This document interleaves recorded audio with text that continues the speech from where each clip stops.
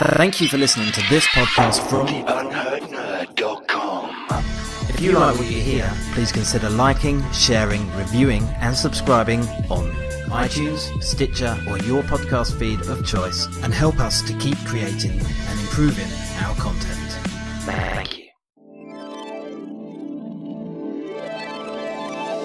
Welcome to Jump the Shark, the pop culture podcast from theunheardnerd.com, where we're more nervous than a Russian spy in Britain about your feedback each time we do a show. That's not strictly true. All the feedback's been good because we don't read the bad stuff. Hi, John. Hi, Will. How you doing? I'm good, thanks. You? Yeah, I'm alright. Yeah, I'm quite buoyed. Yeah, last time I was a little bit fucked off because we'd lost a show. This time I'm quite happy because we've had some pretty good feedback about our show. And people are actually asking, when are you going to record the next one? That's never happened before. Sorry, what? That's strange. Yeah, and we now have a patron saint of Jump the Shark. Did you know that? No, I did not know that. Do tell. Yeah, Jeffy Jeff. He's officially leveled up. He's officially patron saint of this show. So all hail Jeffy Jeff. All future episodes of Jump the Shark are going to be dedicated to Jeffy Jeff, as they always are anyway. Unless someone decides to support us with cash, then we'll swap to them. The great thing is, most of our listeners don't know who Jeffy Jeff is because they didn't listen to our old podcast, but I quite like the mystery of that. I'm happy to go with it. But I'm sure we'll be receiving tweets from him once this one comes out. He'll be over the moon. Love Jeffy Jeff. He's just like the most positive thing that ever happened to our podcast. Really, I mean, genuinely, I mean that. Jeffy Jeff's amazing. He gives us all the support. So, yeah, love you, Jeff. Love you, Jeff. Love your work. Love everything you do. Moving on. Right, show. I don't know whether to start with feedback or not feedback. I mean, we've not really had a lot of feedback. There's a little bit of a squabble going on between our good friends Ben, who, to prove that he listened to the show episode 3, today, on the day we're recording episode 4, he reminded me that the lead singer of Filter, the band who added the song to the soundtrack for Spawn that we discussed in the last show, also was listening to the Crow 2 soundtrack. What was the name of that one? City of Angels. City of Angels. I was listening to that and they're on there too. And Ben reminded me that the singer's name is actually Richard Patrick, and he used to be Nine Inch Nails touring guitarist as well for the Pretty Hate Machine tour. So there's that. He's the brother of Robert Patrick, who's the T-1000 in Terminator 2. Long slog we got there. And he was saying that he needs a shout out. So that's kind of a shout out, Ben. But then Craig, who we gave a massive shout out to last time, has told Ben it's not really worthy of a mention, though, is it? He's referring to the fact that Ben and I used to live together. This is how close-knit our listenership is at the moment, hoping to expand that a little bit. He says it's not really worthy of a mention, though, is it? However, ironically, your apparent desperation for one possibly is. So a little bit of squabbling. But other than that, a couple of 4 out of 10 reviews. 4 out of 10. and some fist bumps as well.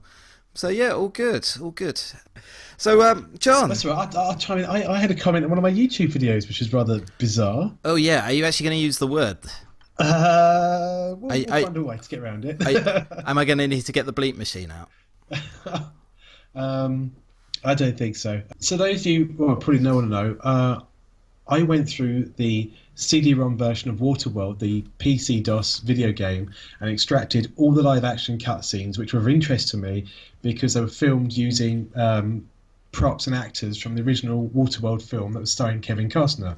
If you want more detail about this, there's a massive 3-part article on the website, which I loved writing and updating. A year or so ago now? Blimey. And it gets read quite often, actually. Does it? It does, yeah. The stats show people read it. Cool. Anyway, every so often, as a Google user, we've all probably got YouTube accounts. I've got a few videos on mine. But I uploaded all these cutscenes into one 20-minute video, stuck them on YouTube.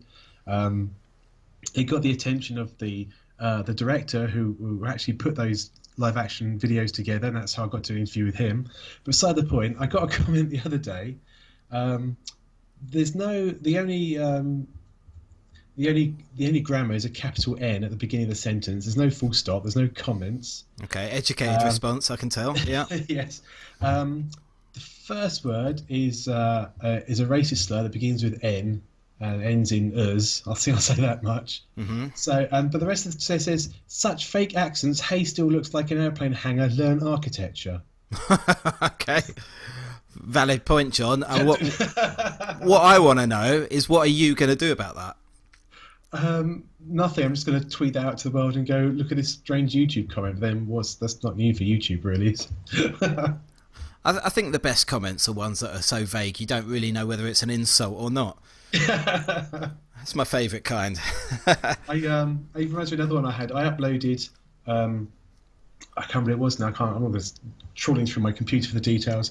I saw Pearl Jam at Reading. I think it's early 2000s.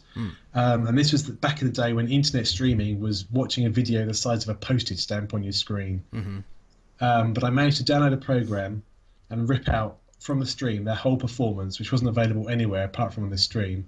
And last year sometime I uploaded that onto YouTube and I put into the description, here is the entire concert, not available anywhere else. Sorry for the quality, it's only something like 400 by 200 pixels. It really is a small video.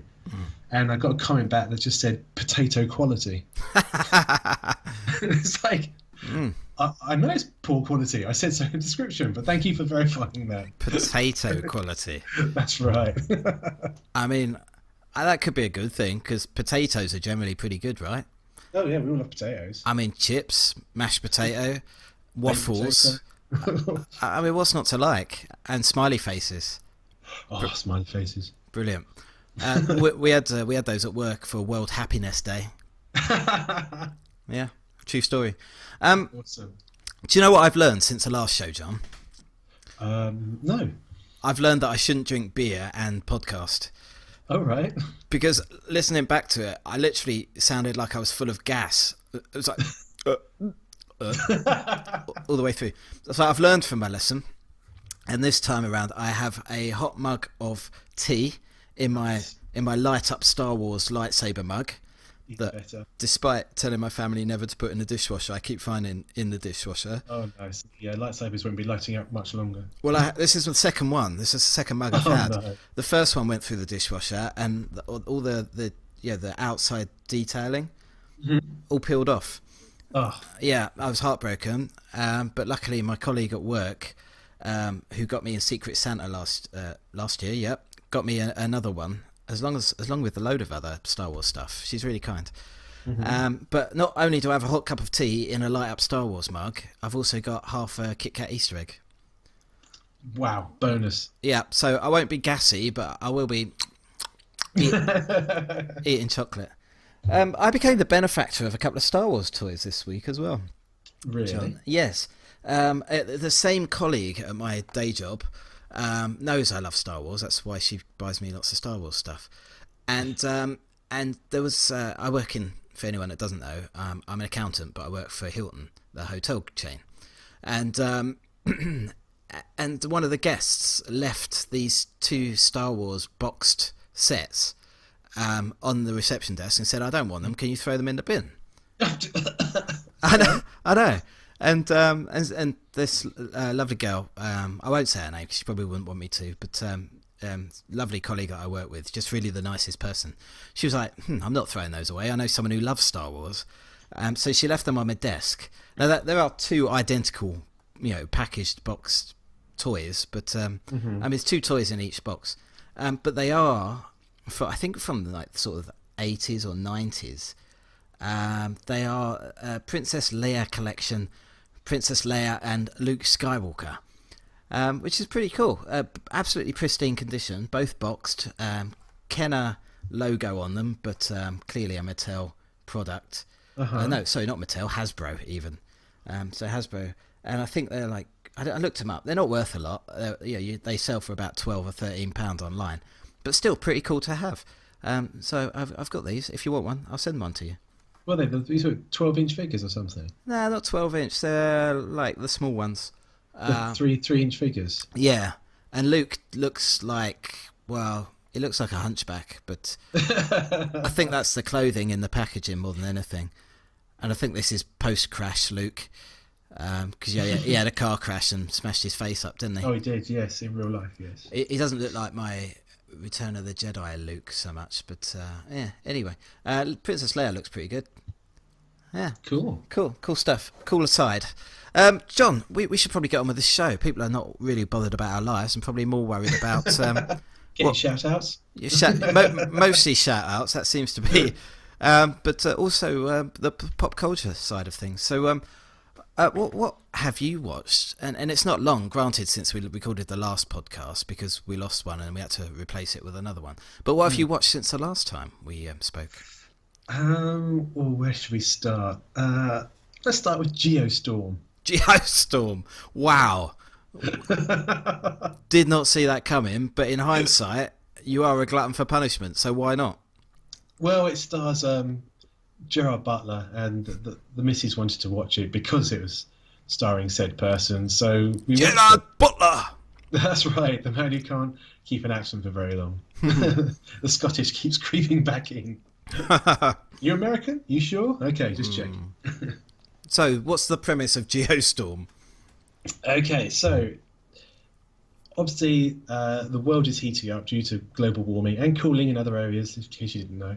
And the world gets together and launches this huge network of satellites that cover the entire globe. And the International Space Station gets upgraded and becomes even larger and becomes a control center for all these satellites. And what these satellites are able to do is literally control the weather. But not in the sense that, I think we'll have it hot here today and we'll have it cold there tomorrow. It's in a sense that if a storm is coming, then the satellites in the area can fire down little pods of chemicals into the cloud to disperse the storm, or just basically to keep the planet safe and keep all this mad weather at bay. But then there's an incident where a small village in Afghanistan gets frozen to death, literally sub-freezing temperatures. Oh, wow. And then another accident, in quotes, happen and somewhere else gets a bit decimated. And they think that the satellites are going wrong at first. But of course, there's more to it than that, as the film reveals. Lovely sound of a motorbike in the background there, John. Thank you. Adds to the atmosphere. So I don't know what to say to that, John. Geostorm sounds awful. Is it awful? I think you call it entertaining rubbish. Is it it's sort of awful. 2012 scale? That leads me on to there's you pretty might recognise the names. There were two guys who used to work together a lot called Dean Devlin and Roland Emmerich. Mm-hmm. Who I think first came to fame when they both. I think Dean is more the writer producer and Roland is usually the director. And they first came to light with Stargate. All right, yeah, which I enjoyed a lot. Oh yes. And then I can't remember the exact. But then there's a common theme. They then did Independence Day. Yeah. And then there's 2012. Oh, there was it the day after tomorrow as well? That was it. Yes, the day after tomorrow. It seems to be a running theme about weather systems going wrong, or just indulging in some way to show off huge effect shots of entire cities laying to waste. Well, Geostorm, Roland Emmerich wasn't involved, but Dean Devlin was, and obviously it's all rubbed off on him. So he's gone, I'm going to direct a film, and I think I'm going to make it about weather, and I'm going to have huge scenes of cities being engulfed in huge tidal waves, and you go, oh, really? You've done all this before, haven't you? What was that other crap film you watched with The Rock in it? It was a weather thing. It was a big tidal wave or something. Oh, God. It was like... Was that an earthquake thing or something? Yeah, I think so. Because he plays a helicopter rescue guy, doesn't he? San Andreas. Oh, that is it, San Andreas, yeah, the earthquake. Oh, man. And that involves lots of huge shots of citywide destruction. So let me ask you this. Mm-hmm. Having seen 2012 and The Day After Tomorrow and the awful San Andreas, why on earth did you watch Geostorm? Because the missus wanted to, because Gerard Butler was in it. Okay. Have you had any kind of sit down or intervention with your wife? Okay. I was intrigued. I felt like, I've seen the trailer. I thought, yeah, I'll give it a go myself. Other Gerard Butler films are available. Oh, yes. We watched recently, there's the ones where he plays the guy who protects the president. Oh, London Fallen and... Olympus Has Fallen and London Has Fallen. Yeah. We saw those two. I think late last year. It's like, why are we doing this to ourselves? So Gerard Butler's presence and fame really baffles me somewhat. I quite enjoyed 300, which of course he was, he was quite key Yeah, in. front and center. Yeah. But it wasn't really, historically correct. I mean, certainly not historically correct. Well, it's an adaptation, literally, of a graphic novel, isn't it? More than a historical document. Exactly. But as a spectacle, as a a piece of art, it's worth a watch. But certainly not. Zack Snyder discovering the slow motion button. Yeah. Yeah. But Gerard Butler's appeal really does baffle me. I mean, is he? Is he? I mean, maybe. I guess I'm missing the female perspective. Maybe I'm not into hairy chests and and big muscles. But I guess it baffles me because I don't think of him as a really good actor, and that's really what I'm looking for in a film. I don't know. Call me weird, but okay. Well, the missus was disappointed as well because he had his clothes on all through the movie, so she was disappointed. Not even a wet t-shirt in that. There must have been, surely. No, because he spends most. Yeah, in fact, after the initial introduction, Gerard spends the rest of his time on the International Space Station, so there's no reason for him to disrobe in any manner. Oh, shame. Okay, never mind. Okay. Well, keeping it with a water theme, not that we were, but I just mentioned water. Segue, yeah. Segue, yeah. I went and saw The Shape of Water. Oh, yes. As promised in the last show. Yeah, I'm faithful to my word. And wow, what an amazing film! What a fantastic film! Like I said, when it first came out in cinemas here in the UK, sort of in January time, early January, just ahead of the award season before the Golden Globes and then the Academy Awards, where obviously it did very well. And even back then, from the first time I saw a trailer, I desperately wanted to see it, and I didn't get around to seeing it. I did mention it to my wife. I was like, I really want to go and see this film, and then it was too late. It left cinemas, and I was like, oh, gutted. Yeah, I really wanted to see that. But I didn't realise at the time that it then would have a cinematic release, albeit in February here. But it's had a long run due to its success in the Oscars and the Golden Globes and what have you. And it's Guillermo del Toro directing, who's a bit hit and miss for me. Well documented. I love things like Pan's Labyrinth. Hellboy is great. I really hated Pacific Rim. And it's just like such a stark contrast in style from what he's capable of. But anyway, I'm glad to say that The Shape of Water is a return to form for him, from my perspective. I know you're a fan of Pacific Rim. You like big robots. Yes. The only thing I didn't like is what's that? Victorian Ghost Story one he did with Tom Hiddleston? Oh, I can't remember his name. I didn't like it. It looked nice, but it was rubbish. I gotta be honest, I have no idea. I can't remember. I don't think I've ever seen it. But yeah, it's sort of set. I think it must be like sort of 50s, 60s time it's set. It's very quaint. The actress, the lead actress, whose name I don't know, is really charming as a mute woman. It's just a really lovely story and so different, so strange. Nothing you've seen before. About effectively a cleaning lady who falls in love with a fish man and his penis. Don't stop. And they do reference his penis in it, to be fair. It's not just my infatuation. And I know everyone's seen that Amazon review that's going around. It's like you don't see the fish man's penis, not even once. But they do reference it in the film. Right. But it's just a really lovely story, and Michael Shannon plays, as always, a bad guy in it, and he's absolutely superb as the bad guy. Really quite gross, and just a really lovely story. I don't want to give too much away because it's just, I don't know, it's just such a lovely story, like where not a lot happens, but there are lots of magical moments along the way, and it involves Russian spies and very topical. So very, very good. I mean, effectively, they want to dissect or experiment on the fishman that they found in the Amazon jungle, where he was revered as a god, and to progress the space race, and they're trying to get into space before Russia a manned mission. And because this creature has the ability to breathe both in water and in air, they think that they can adapt those abilities for space travel and maybe genetically modify a human, or learn something from that to enable America to achieve that first. And Russia want to steal the fish guy because they want to do the same. It's a race into space between the two superpowers of the time during the Cold War era. So that's the basic premise, but obviously this woman falls in love with the fish man, and she formulates a plan to try and get him out of the facility he's holding. So that's the core basis, and it deals with a lot of different subjects, not just the way that they treat the fish man, who doesn't really have a name other than fish man.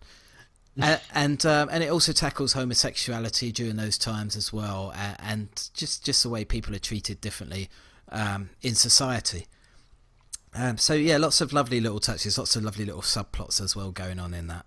So I thoroughly recommend it. I wish I'd caught it earlier, and I would have written a review if it was more more in time, if I'd been a little bit earlier with it. But I thoroughly recommend that. So The Shape of Water, thumbs up. Wow, I really want to see that one. I completely forgot about that, to be honest. And what about you, John? Anything else? I'm curious. I know what to pick next now. One we could both do together, because I'm sure you watched it. I knew this one was coming up. We haven't talked about this, but I know what film you're talking about. And I think does Craig said he watched it as well? Was it Craig? Craig watched it and really enjoyed it. Yeah, he said he watched Mute and really enjoyed that. And, yes. And he watched this film, which I only watched last night, so it's fresh. Oh, okay. It's fresh. And the film is Annihilation. Absolutely. I knew you'd watch that. Yeah, we seem to be we've synchronized 3 times in a row, and albeit one of them lost. But so the Cloverfield paradox, and I've discovered that 10 Cloverfield Lane is now on Netflix as well, so I can watch that. So I'm going to watch that probably before the next show. Then we watched Mute, and now we've watched Annihilation. Indeed. So again, we sort of recapped it last time. Do you know what? I was gassy from the beer last time. Yes. I've just finished that half of an Easter egg. Oh, God. So Annihilation, I watched it, like I say, last night. And to recap, it received a cinematic release in the US, but it went straight to Netflix in the UK. I'm not sure why. I can't figure out why, but I'm glad it did, because I wasn't. It would have looked great in a cinema, I think. Do you agree? It looks really nice. It's a really nice looking film. Yes, yeah, visually a very nice film. Yeah. I mean, the colours, the hues, sort of the rainbow effects of the shimmer. It looks really nice cinematically. It's really well framed. Some of the shots are beautifully put together, and it would have looked amazing in the cinema. But I wasn't sad that I didn't see it in the cinema. I enjoyed watching it at home. I had the lights off, dark room, watched it, very atmospheric. Wife wouldn't watch it because scary bits potentially, and so I watched it on my own, and I thoroughly enjoyed it. I don't know about you, John. Oh no! What? I don't know. I think I was a bit meh. Ah, okay. Well, basic premise of the film is that there's something crashes into the earth near a lighthouse. I'm not sure of the significance of that, but near a lighthouse, and this kind of shimmering field, like almost. Yeah, it's like a force field, isn't it? Almost. Yeah, semi-transparent force field. It sort of looks like when you have a bubble in the like you blow a bubble, like the washing up liquid bubble, and the sun catches it. There's sort of like an oily film to it, like petrol in water. That sort of shimmer to it, and they call it the shimmer in the film. And it sort of engulfs this area, like covered in part by ocean and the land mass, and it's growing. It's getting bigger. And they send research teams in. They've sent drones in. No radio waves come out, so they can never communicate with anyone that's gone in, and people inside can't communicate with them. And none of the research teams that go in ever make their way out, except for one. And it happens to be it's Oscar Isaac playing the character, and he's the husband of Natalie Portman's character Lena, who's like the main and protagonist in the film. And he comes back, but he's not the same. He's not, he's suffering huge damage to his internal organs. He's bleeding from the mouth. He's really not well. They take him to this facility, military facility near the Shimmer, and she's there, and she's an ex-soldier and also a biologist, which is a happy coincidence.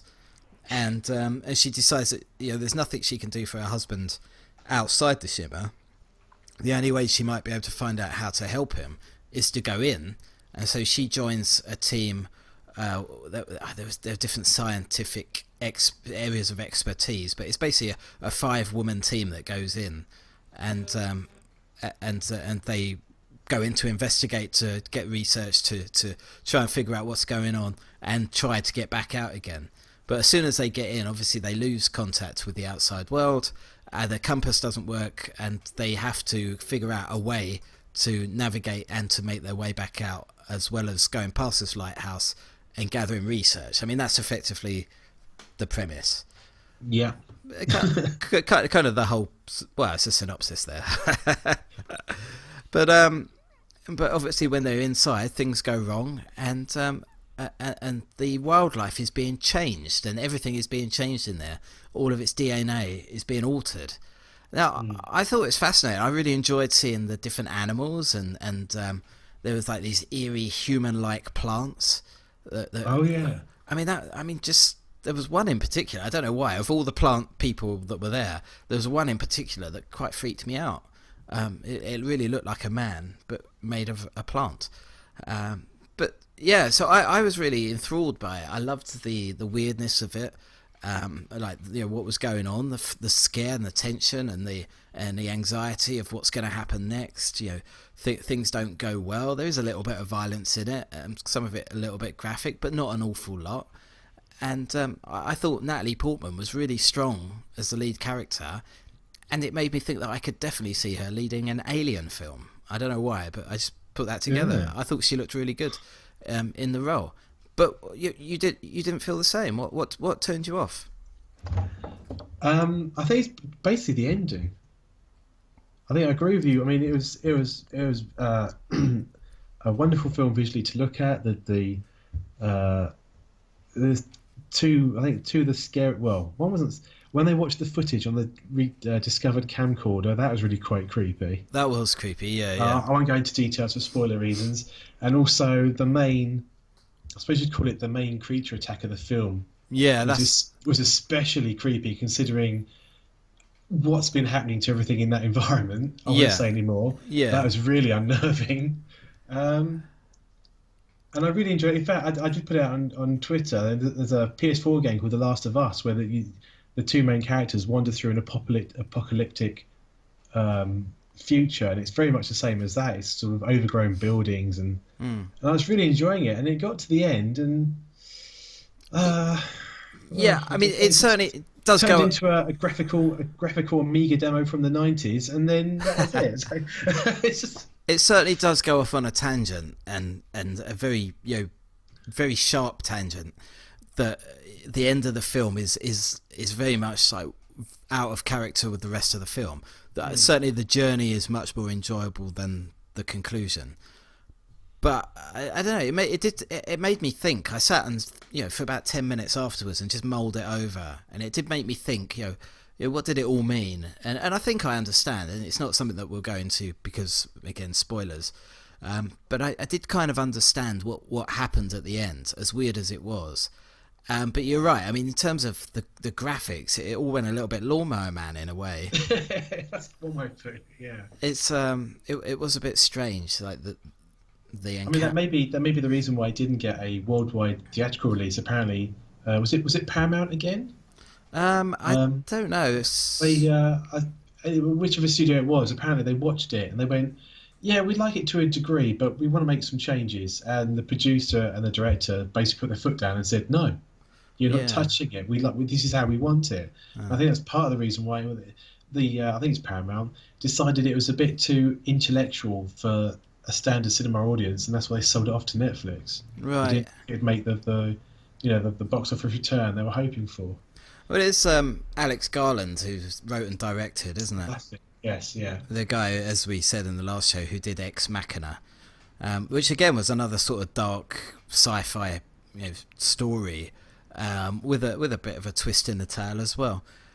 So I don't know. I enjoyed it. I know it was a bit weird at the end, but I enjoyed it. I thought it gave me a lot to think about, a lot to mull over, and there's potential for another a sequel definitely to come afterwards, just because of the way it was ended, the way it was left. So I don't know whether they had that in mind. I presume so, but I don't know whether that's we'll see more from Annihilation. But for a Netflix film, I thought actually pretty damn good.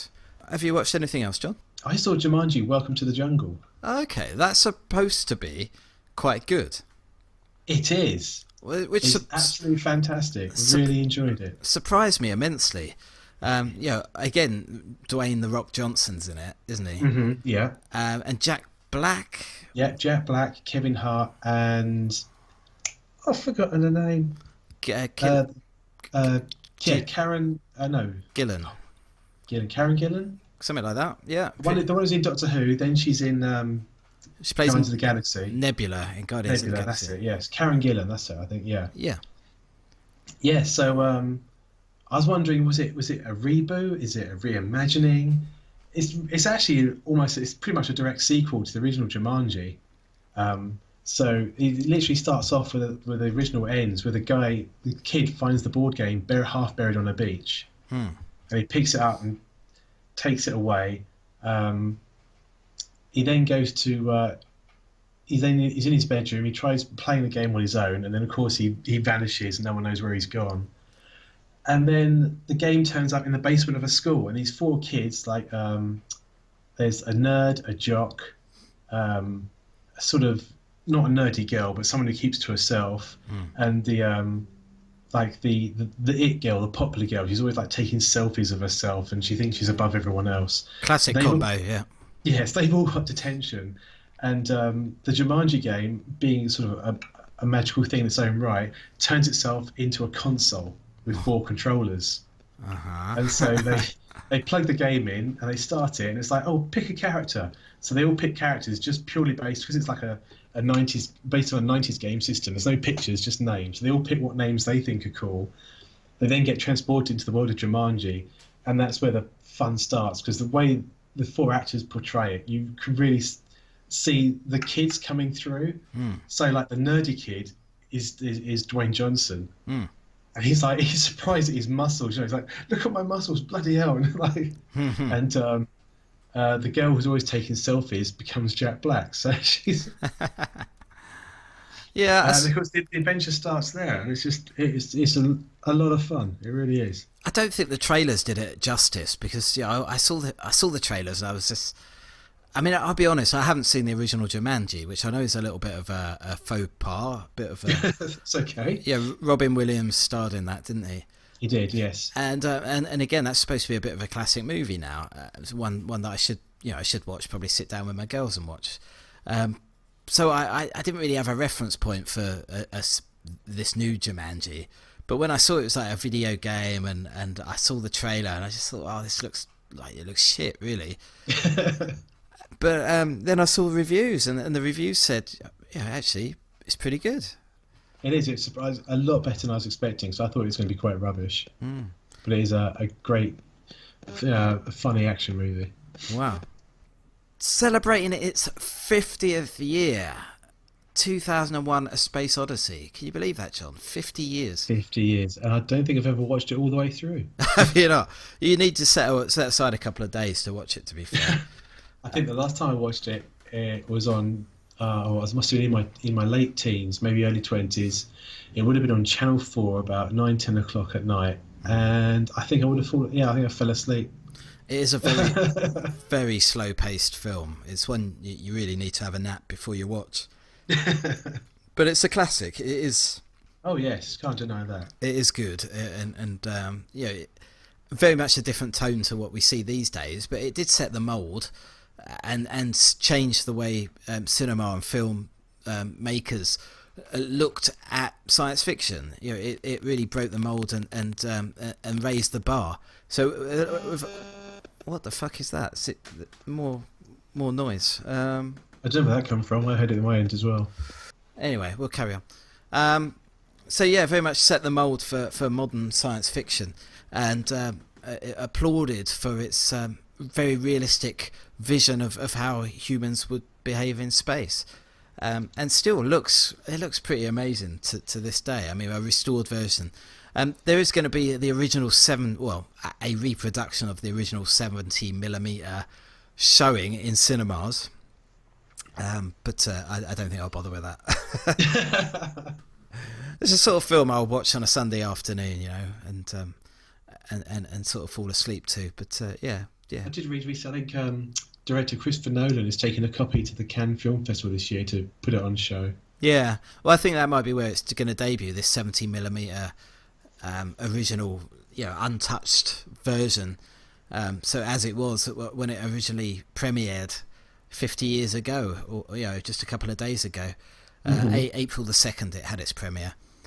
But it's amazing to think that that film and the book. I didn't know this, but the book was written concurrently with the screenplay. So really? I didn't know that. Classic sci-fi author Arthur C. Clarke and Stanley Kubrick wrote and directed. Well, Stanley Kubrick directed, but Arthur C. Clarke and Stanley Kubrick wrote the screenplay for 2001: A Space Odyssey.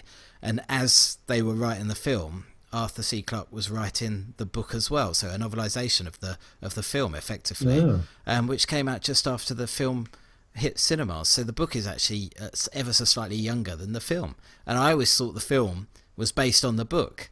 That's what I always assumed. But in a way, it's based on a short story that Arthur C. Clarke wrote. So I found that out this week while I was doing a little bit of research into it. So yeah, that's interesting. I do remember the sequel 2010 is a lot easier to watch, but probably not as amazing. Yeah, God, what is that fucking sound? So 2010, I don't remember a lot about it, to be honest. I haven't watched 2010 as many times as I've tried to watch 2001. Maybe. I just remember it's Roy Schneider on a spaceship. I think the spaceship's made up of different astronauts from different parts of the world. There's obviously the tensions from on Earth get carried up into the spaceship. I can't remember. I think it involves finding another monolith or something. That's what I remember. Okay. But I remember it's easy to watch, a bit easy to understand. Do you remember Sequest DSV? I did. I don't think I managed the first episode. Or if I did, I watched the first one and went, "Oh God, that's enough of that." That was Roy Schneider, wasn't it? It was, and a dolphin. A dolphin, a boy who was friends with a dolphin, and the dolphin could speak to people. It had like a translator box or something, didn't it? Yeah, I watched it, but I think just for the sake of watching it, not because I enjoyed it necessarily. Did Spielberg have his hand in that as well or something? I think he was an executive producer. Which is what kind of pushed it up a bit, wasn't it? It's like, oh, Roy Schneider, Spielberg, this might be good. Yeah, how disappointed we were. Yes. And it actually lasted several seasons as well, so somebody must have been watching it. I think that's going to celebrate a birthday this year, or may have already, and everybody just failed to acknowledge it. That would surprise me. It must have been pretty bad. I mean, watching it now would be terrible, I'm sure. I'm sure there's a dedicated fan base somewhere desperately pleading for it to come out on Blu-ray. I expect so, yeah. Cool. Right, shall we move on from film, or do you want to... Have you got more to... I've got several more I could pick from. I could change to... that's something I mean to discuss for several podcasts. I actually read Artemis as well. Oh, you read it? I read Artemis. And what did you think? I enjoyed the story a lot. I didn't like the way the main character kept talking to you while you were reading it. Right, so sort of breaking the fourth wall, so to speak. Yeah, I didn't mind breaking the fourth wall. It's just what she kept saying. Sort of things like, well, I'm not a slut, and you know that. And, just kind of comments to the side like that all the way through. It's just like, shut up, I'm enjoying the story more than I'm enjoying your thoughts. Just get on with it. So to give some context to this for the listeners that may not know what we're talking about, Artemis is the follow-up book from author Andy Weir, who wrote The Martian, which was a fantastic book and also a fantastic film. And the fourth wall breaking worked really well in that, because he was kind of writing a journal or keeping a journal and talking to himself. Yeah. Where Artemis falls down, and it's based on the moon, so a little bit closer to home. It's basically a colony on the moon, and the colony's been there now so long that there's literally the first generation of people who have only ever lived on the moon are living there.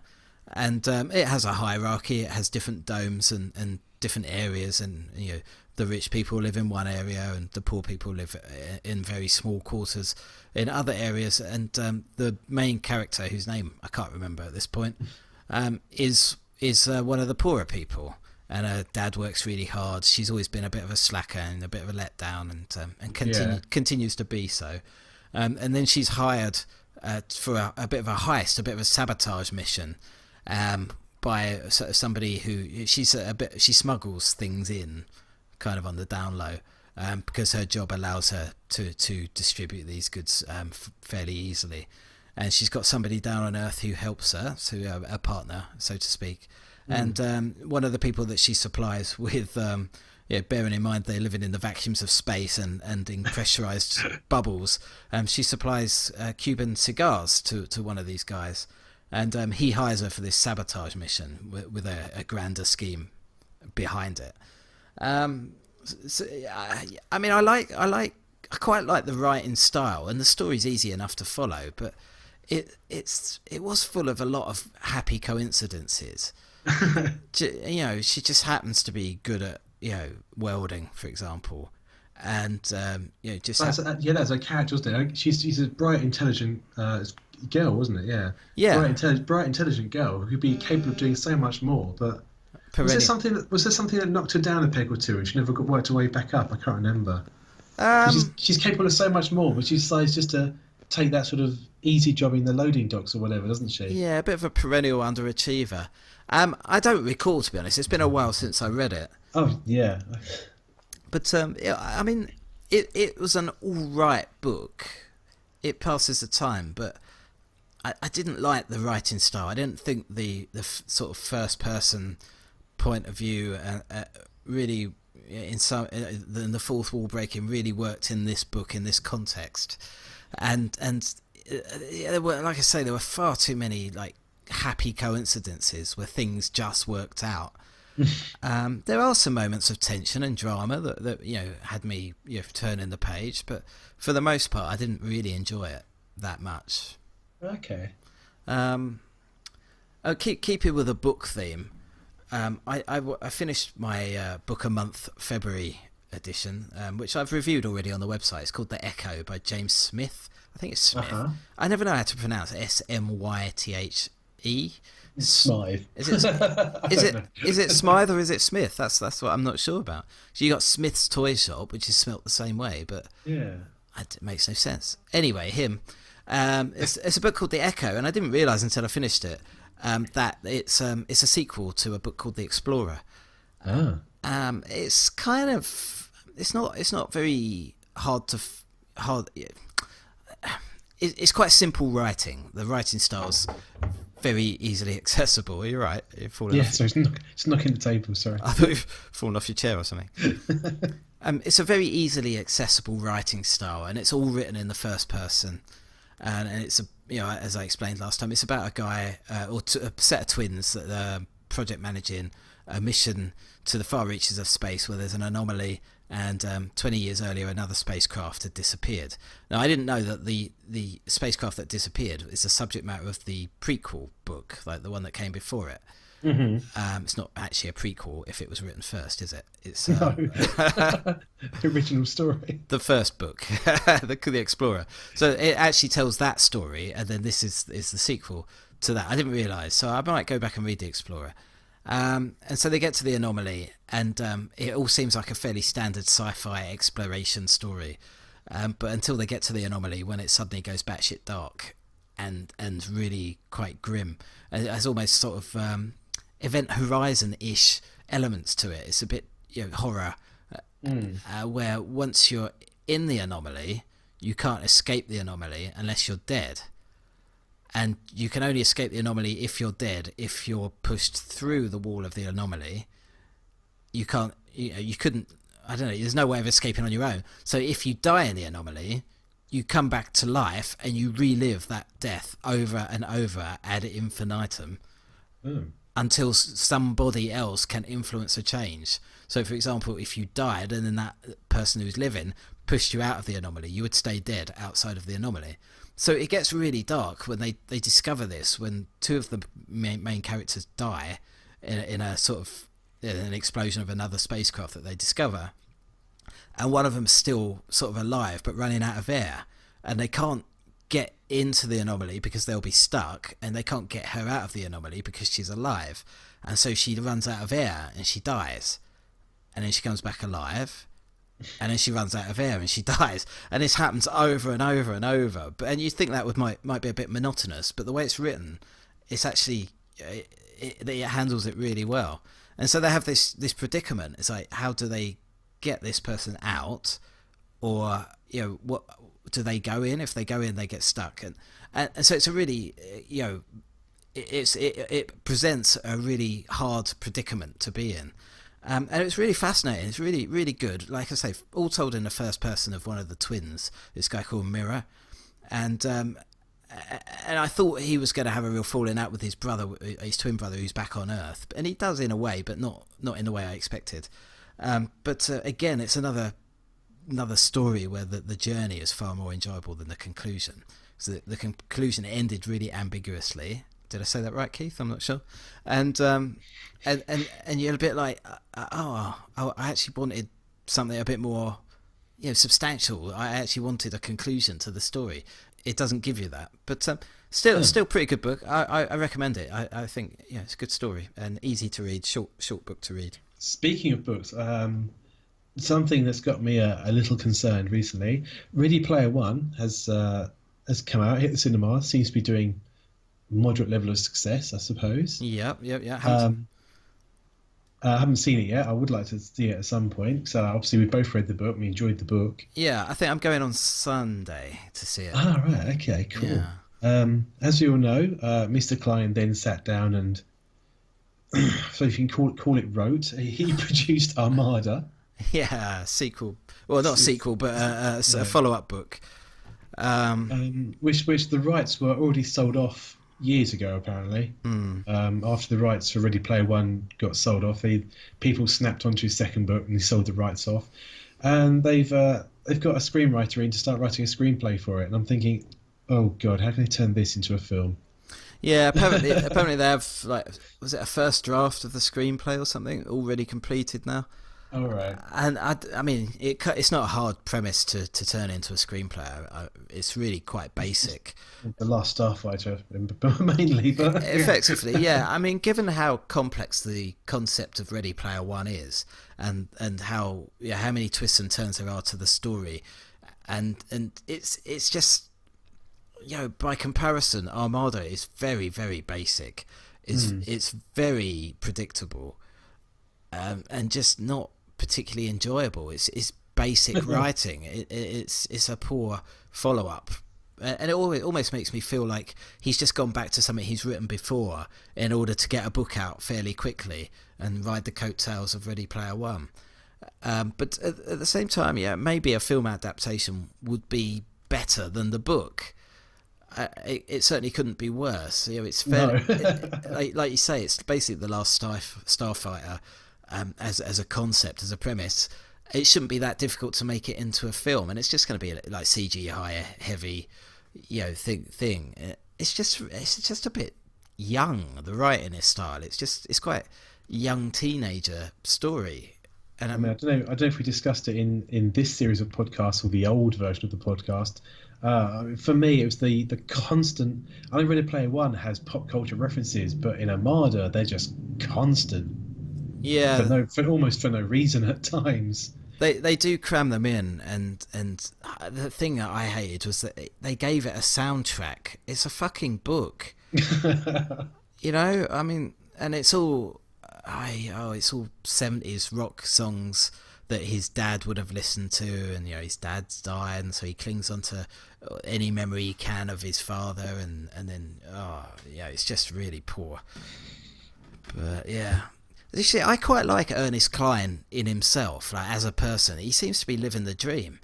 You know, he literally drives a DeLorean that looks like a time machine, with a Ghostbusters logo on the side and the Knight Rider flashing lights on the front. I mean, he's literally just saying, "I fucking love pop culture, and I don't care who knows it." And so yeah, he is living the dream. He was heavily involved in digging up all those ET Atari games. He was key to that. And yeah, he just seems to be having a really good time, you know, with his life. And why not? He wrote a fantastic book. It's been made into a film that's going to make him a shit bucket of money.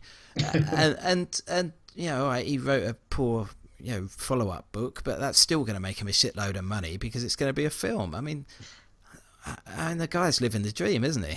I mean, pretty much, yeah. Yeah, it doesn't get much better than that. 2 books and you're done. Simple. Sweet. Yeah, it makes me wonder why we haven't written a book yet, John. Pass. Maybe because we're shit at it. Probably. Probably. One other piece of book news from me, and it's a book that I read as part of my book a month last year, before it was book a month. It was my personal challenge. I hadn't announced that I was doing it. But I wrote. I wish. I read a book a month. Yeah, I read the 4th book, or in a series or in a universe setting, from Anne Leckie. She wrote a trilogy called the Ancillary Trilogy, which is hard to say. Ancillary Trilogy. Starts with Ancillary Justice, which is the only science fiction book ever to win every major science fiction book award. So the Hugo Award, the Arthur C. Clarke Award, Nebula Award. Like, she won everything with this book. It's the only book to ever do it. It's got a really shit cover, which stopped me from reading it for ages. But when I finally picked it up, I couldn't put it down, and it's just absolutely amazing. Incredible world building experience. Set in, you know, far future, far advanced alien life forms. No humans involved in it at all. All alien cultures, and it's the politics. It's and the main character, his mission, and his story, how he's evolved from basically being an ancillary soldier, part of an AI collective, and has become a singular being and has, you know, his own goals and morals, and it follows his story. Maybe a she, because she deals with, you know, sex and gender very ambiguously. Can I use that word again? Sorry, Keith. Yeah.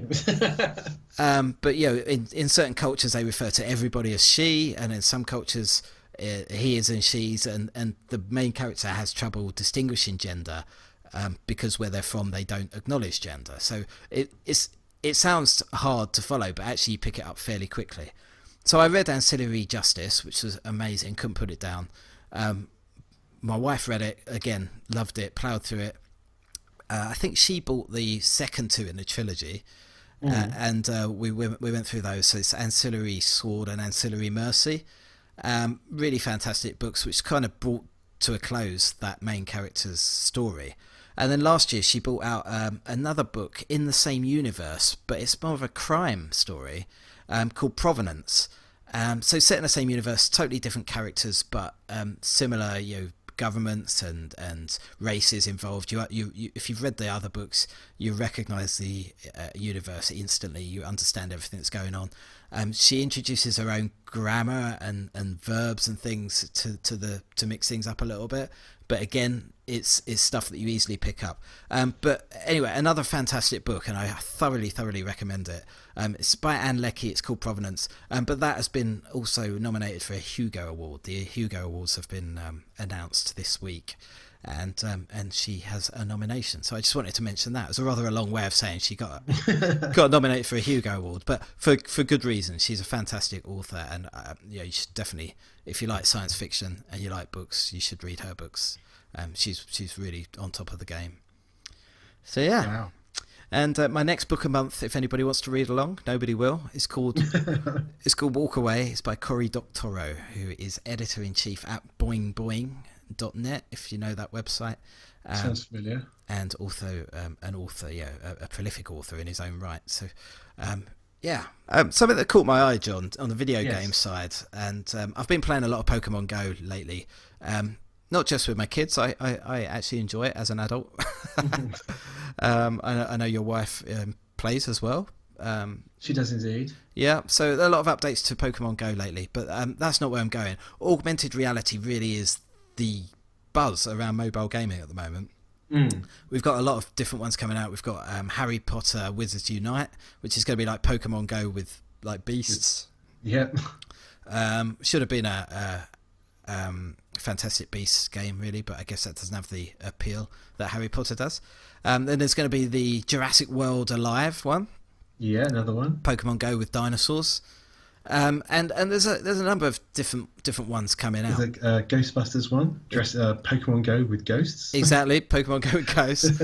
All of them, to be honest, have their appeal. I know my kids are going to want to play the Harry Potter one when that comes out. Anyway, one that caught my eye, and it's not officially a game yet, but somebody who's developed it. Somebody has made augmented reality Street Fighter 2. Which looks freaking amazing. Yeah, you can literally play Street Fighter 2 in the real world setting, and have those characters fighting, and literally people are walking through the battle through the middle of it. You can play it in a crowd. Have you seen it online? Have you seen any of it? No, I've not. I've seen a couple of pictures. I've not watched any videos. It just looks incredible, and I know it's sort of early stages, but if they can actually make that happen, that's a really great concept and a really good use of augmented reality, which is a little bit different from the staple that's coming out at the moment, like all the Pokemon Go sort of clones, if you like. So I thought that was really fun. It looks very interesting. I mean, what that might be linked to is something I read into for the Ghostbusters Pokemon Go is Google have released new augmented reality tools for the more powerful phones in the market, which actually not just take into account what the camera sees, but what is physically in that picture. Wow. So characters aren't just placed literally on top of the image. The software will try and place the character on a table to actually give the impression it's in the environment. Yeah, I mean, I've seen it a little bit. I don't, with Pokemon Go, I don't use the sort of augmented reality aspect. Seems like a waste of time, to be honest, on that game. I mean, it uses the battery a lot more, and Yeah. it hasn't always worked very well. Like something appears in the middle of the air, and it doesn't work that well. It's a bit of a distraction. But they did introduce AR Plus, which means that you can literally walk away from the Pokemon and it gets smaller. You can walk around it and it keeps it, like you say, embedded in its environment. And it's a lot more interesting and it works a lot better. But again, I turn it off because I can't really be bothered with it. It's a gimmick. But it is, I have the iPhone 10, which is capable of handling that. I think you have to have a certain iOS or a certain amount. I don't know exactly what the specs are, but it is interesting, and certainly augmented reality has a lot of potential.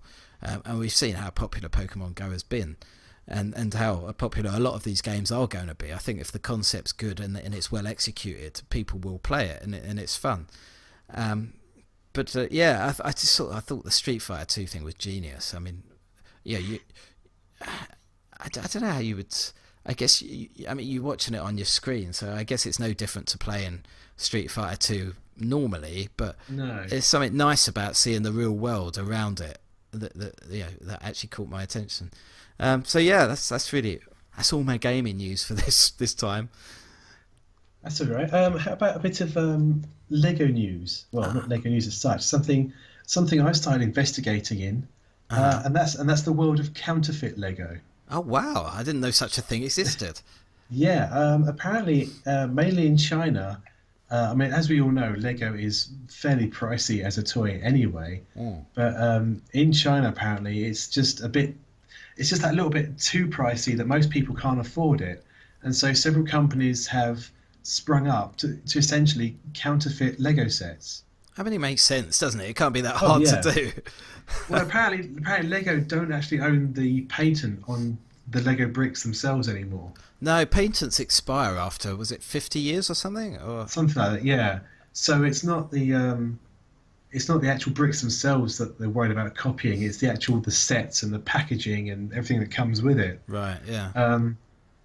So as an example, I I've already got the Lego Ecto One, which is a lovely set, especially for a Ghostbusters fan. And I'd quite like to get the 2016 version of the Ecto One from the all-female version of the film. Yeah. But that retails for £45 from Lego. Yeah, wow. I'm getting one from China. It's costing me 13 quid. Wow. And this is a counterfeit, but looks the same. The two main telltale signs I've noticed so far from what I can see from pictures and the few videos available. Two of the girls come with the right coloured hair, but it's the wrong style of hair. Mm-hmm. That's not a big deal. Also, apparently, they can't do transparent bricks as well as Lego can. Oh, right. So what normally the little clear, square one stud bricks that they use for headlights are cloudy rather than clear. Do you know what, John? You could go to the Lego store and buy those for pittance, couldn't you? Well, that's what some people do. They import these. The most well-known company is called Lepin, Lepin. So they order these Lepin sets, and because they come all the way from China, if there are bits missing, or they're not happy with some of the bits, I think there's a famous website called Bricklink, which allows you to buy individual bricks. So they'll simply order the missing parts. A few more examples. The Ghostbusters fire station set is £249, 100 quid. All the major, the one that's really selling fast at the moment, the UCS Millennium Falcon, the £650. Wow. Yeah. Yeah. Nearly 100 quid. Was it 100 quid? 100 quid for the Chinese version. I mean, my concern would be that, firstly, what are the instructions like?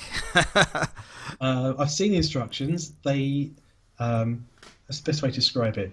Sometimes you print out like a PDF and you say, rather than having a direct copy, can you print like 2 or 4 copies to one page? So it shrinks each page onto one A4 page. You've done that? Yeah. That's what they do with the instructions. So rather than having a massive book with one instruction per page, they've simply scan the instructions in and reduce them down by about 75-50%. So you get 3 steps per page rather than 1. Wow. But also there's the obvious things that one series, they're not called the Star Wars series, they're called Star Plan. Another one is it's obviously just to try and get around the copyright. Instead of Star Wars, it's Star Winners. It's WNRS. Wow. Charlie Sheen in the lead. But even the little how these Ultimate Collector sets have a little plaque that sits in front of the model. Yeah. If you've ever noticed. Yeah. Even they say like Star Plan or Star Winners on it. Oh, shame. So I've already seen there's an eBay shop based in Denmark that actually copies them out and copies the official ones and offers you to sell you corrected ones. Right. And people are saying until you actually get up close to these models, you can't tell that they're not Lego. I think one of the biggest the biggest giveaway is the fact they don't have Lego written on each of the studs. They're just simply blank. But most of the time that's hidden anyway on the better sets, isn't it? So you... Oh yeah, unless you sort of actually pick up and look at them and go, oh yeah, it's definitely Lego. But yeah, I've just been going through like sort of the online shops and looking at all these different sets. It's like, oh my god, that's peanuts compared to the official one. Yeah. So I've got the counterfeit Ecto One coming over, and hopefully I'm going to make a video review on that one at least. Well, looking forward to hearing how that goes together and how good how good the manufacturing is on that. Yeah. On a similar vein, you mentioned the Millennium Falcon with was it 5,000 bricks or something? Oh yeah, the biggest set they've ever done so far, isn't it? Yeah, and that's part, as you said, of the Star Wars Ultimate Collector series. They've just announced, and I put it on the unheardnerd.com today, there's a Y-Wing in the same series. Yes, I saw that. Yeah, lovely model. It looks amazing. I'm not a big fan of the Y-Wing really from Star Wars. It's not my favourite ship. Bizarrely, TIE Interceptor, if anyone's interested. But It looks amazing. It looks like such a fun set to build. But 170 quid, like one penny short of 170 quid. I mean, I can't justify that. How many pieces is it? Do you remember? It is around about 2,600, I think. God. So it's a big set, and it obviously goes very well with the Millennium Falcon set if you've got that, if you can afford. I mean, literally that pays more than my mortgage in a month. That's crazy. But I've also seen for the Millennium Falcon, there's a company manufacturing a perspex stand for it, so you can have it sort of standing at an angle, and it looks really nice for the Millennium Falcon. But I bet the stand costs a fortune as well. You probably spend 150 quid on a stand for it too. I don't know. I've seen the instructions are online to build it yourself. A whole series of Technic bits that basically create a stand, so it will be roughly sort of 20-30 degree lean. Right. But it will stand upright on the side, kind of thing. It's amazing what people. And it's all because it uses Technic Lego. It uses all those little black studs, so it will actually snap onto the Falcon. It's not resting; it will actually attach. Yeah. Okay. Sounds like these two stands achieve similar results, just to look different. Have you been to the Lego store in Leicester Square? Not yet, no. You can buy all the individual bricks there. They have walls and walls of bricks where you just buy them. But you just. I remember they used to have. Our local Lego store, which is the Blue Water shopping one. They've got a small wall of Lego bricks, but they used to offer like a small model to build. So you get a tub. You get the instructions, and you have to go through the parts list in the instructions and pick them all out yourself, which we did a couple of times, but that seems to have stopped. It's quite fun. I took my kids to the Leicester Square one day, and we spent literally probably an hour and a half in there, and they were just building Lego. There's loads to play with there, and. They still have that. I've only seen it on the TV, but they had that machine that takes your picture and then makes it out of Lego bricks. Yes, they do have that. Yeah. You can get the Lego portrait. Costs a fortune. Yeah, it's about. Was it 60, 160? I can't remember. Oh, I'm not sure how much it costs. But I didn't even entertain the idea. But it is a fun place to go. And also, I hope this isn't spoiling anything, but I know you've just bought the Tron Legacy set. And yes, and they launched it at the Leicester Square one, and I believe it was actually the Brick Brothers website that came up with the original idea for that set. Yes, they submitted it to Lego Ideas. Yeah. So they were there signing the boxes of the sets there on their launch day. I think it was on the 30th or 31st of March. Yeah, the Saturday. Yeah, just gone. Yeah, so I was half tempted to go, but I don't think I had time, or there was something else going on for whatever reason. A busy Easter weekend, family to see, shit like that. So, lots of Easter eggs to pick up. Got a whole array of different ones there. Got Galaxy, got Maltesers, Lint Bunny. Oh, kids don't eat chocolate for weeks now. We've got enough of it. I've been trying to pace myself and certainly not eat the kids, but it's difficult. But yeah. So there we go. So are we allowed to talk about your secret Lego project, or are we not allowed to talk about it? No, you talk about it if you want. Okay.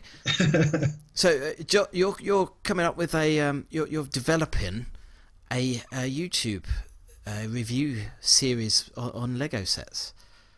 Well, just primarily, yes. I'm currently halfway through producing a stilted review of the Tron Legacy set, which has just been released.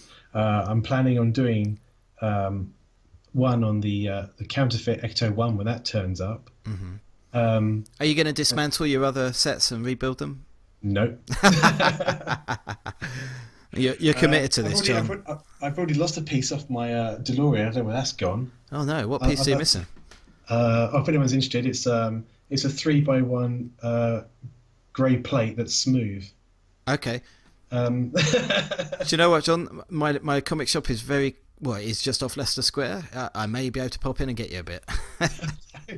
If anybody has one they want to donate, feel free. I think I just come home one day and she's like, "Oh, I caught Noah playing with your DeLorean." It's like, my Lego is for display purposes only. Your box of Lego is over there. Well, when we went to the Lego store, I spent a fortune and I got a free kit. It was a Volkswagen Beetle. It's just a small one, not like the good one. And we came home and the kids were building their Lego, and I built the Volkswagen Beetle, but that has disappeared long ago. Oh no! I know, it's been dismantled, and it's probably now part of Lego Friends World. For those of you who do have children, I don't know how well known this is, but the first Thursday of every month, Lego offer a free build. A free build, really? So you go to the Lego shop and you can pick up a little baggie of Lego that makes a complete item. So we've had a dog, a sheep, a fish, a robot, cool. And that's the first Thursday of every month. And even if you miss that, you can pop in afterwards and just ask nicely and say, "Look, I missed out on the free build. Have you got any left?" The last time we went was just after we had all that snow in this country. And they were like, "Yeah, because of all the snow, no one turned up. We've got loads. How many do you want?" Oh, wow, nice. So it's lots of spare Lego going free if you're lucky. Oh, cool. That's a good tip. Right. Well, I mean, sounds like a nice way to end the show, John. It is. Positive note. I'm feeling very relaxed, and actually would quite like to build some Lego now. So I'm just off to spend 170 quid on a Y-wing and then get divorced when it turns up. I get requests from my youngest all the time. He's like, "Oh yeah, you can build me an AT-AT today." Yes, well, I'll try with what we've got. Yeah, it's very difficult for me to build anything cool with pink Lego, to be honest. So if it's light blue, is it sort of green, light blue, and pink mostly, isn't it? Friend stuff. A lot of purple in there as well, yeah. Oh. But it's all like vanity set and like bedroom and pop star set and all this. Oh dear. Yeah, never mind. So that's what you get for having girls, I suppose. Bless, I wouldn't change it. Cool. Okay, John, well, I think that's a show. It's a show. Alright, well, until next time, don't forget you can contact us on the Twitters. It's at The Unheard Nerd and at UK Film Nerd for John and at That Nerd Will for me if you specifically want to abuse either of us. Yeah, just The Unheard Nerd if you want to generically abuse us. Find us on Facebook. It's facebook.com/The Unheard Nerd. You can email us at theunheardnerd@gmail.com, and of course visit theunheardnerd.com for all your pop culture needs. Nerdy crap almost every day on there, actually, 8 o'clock every morning UK time. Dear. And don't forget, it would be a real favour if you're listening to this and you kind of enjoy what we're doing, or if you're even giving us a 4 out of 10 review, just if you're subscribing on iTunes, just scroll to the bottom and just give us a star rating, and if you're feeling extra generous, just write a little review, and it really would help us get noticed by more people and increase our listenership. And then we can start putting adverts at the beginning. It'll be worth it, and makes a little bit of money out of it, and then you'll hate it because you have to listen to adverts, and then you'll stop listening. So if you could do that, that'd be fantastic. And similarly, if you're using Stitcher or any other podcast aggregator, could you also please just drop us a review or give us a star rating? We'd really appreciate that. Okay, that's the promotion of it done. John, it's been a pleasure. As always. Time to go brick it and build some Lego or something. If I wasn't at work, I probably would. Yeah, that was a really shit ending. Bye. Bye. Cool. Oh no, I forgot to press record.